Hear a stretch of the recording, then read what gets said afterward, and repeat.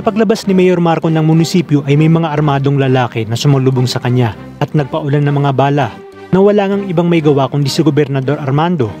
Tinanong ni Marco si Armando kung sino ba talaga ang hinahanap nila. Kaya naman sinabi ni Armando na may mga teroristang nakapasok sa tumahan. Ngunit iginit naman ni Mayor na alam niya umano kung sino ang nasa likod nito. At habang nagdadalamhati ang pamilyang naiwan ni Mang Narsing, hanggang sa kanilang huling hantungan ay humingi ng tawad si Lolong sa kanyang tsuninong kung puro galit lamang ang ipinabaon niya dito.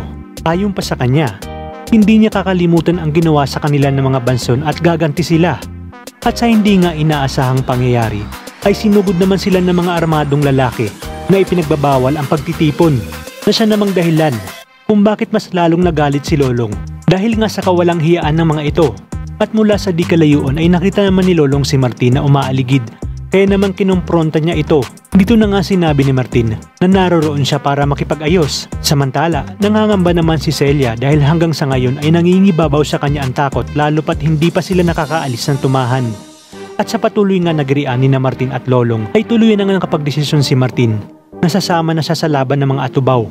Sinabi niya kay Karina na di niya kailangan ng tulong ng mga ito dahil mas kailangan nila ang kanyang tulong para nga pabagsakin ang mga banson. Sa kabilang banda, habang nagpaplano sina Boss Abit at Celia kasama si Bokyo kung papaano sila makakalabas ng tumahan, ay bigla namang dumating si Karina at sinabing may tutulong sa kanila.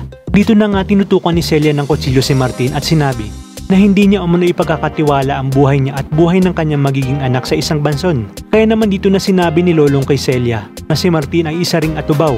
Ngunit nahihirapan pa rin tanggapin ni Celia dahil nga si Martin ang dahilan kung bakit natuntun ang tinago na siya nga ring naging katapusan ng kanyang asawang si Diego.